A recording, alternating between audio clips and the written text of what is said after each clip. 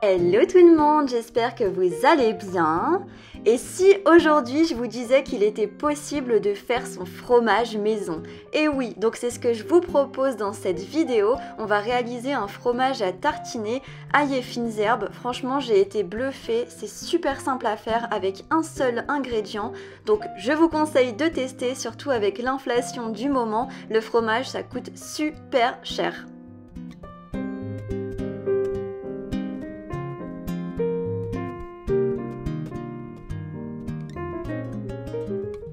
Donc au niveau des ingrédients, vous aurez besoin de 3 yaourts, ça peut être n'importe lesquels tant qu'ils sont nature, donc des fromages blancs, etc. Ou bien des yaourts végétaux, du sel, du poivre, de l'ail et de la ciboulette. On commence par placer 2 gaz ou bien un linge propre dans une passoire et on va y verser nos 3 yaourts. Et l'idée en fait c'est que pendant 24 heures, l'eau des yaourts va sortir et on va pouvoir obtenir une texture plus épaisse. Donc on va placer notre passoire au-dessus d'un saladier pour que ça récupère l'eau et on va mettre le tout au frigo pendant 24 heures. Voilà le résultat 24 heures plus tard, donc vous voyez il y a quand même pas mal d'eau. Donc on récupère notre texture plus épaisse et on va pouvoir ensuite l'assaisonner.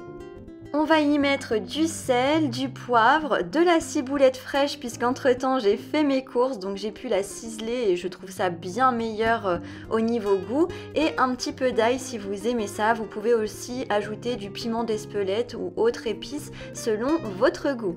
Et maintenant on va mélanger le tout délicatement, donc la petite astuce c'est d'utiliser le dos de la cuillère pour éviter de casser la texture un peu fouettée que le fromage a.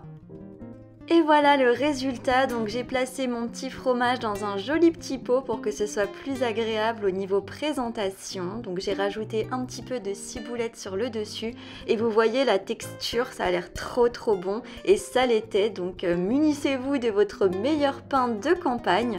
Celui-ci était fait à base de farine de seigle, c'est excellent pour la santé. D'ailleurs mon petit Maurice était là comme vous le voyez et il réclamait de ce fromage puisque c'est un gros gourmand. Du coup, je vous ai fait une petite dégustation en direct. J'ai trouvé ça vraiment super bon. C'est vrai que ça imite bien le fromage classique.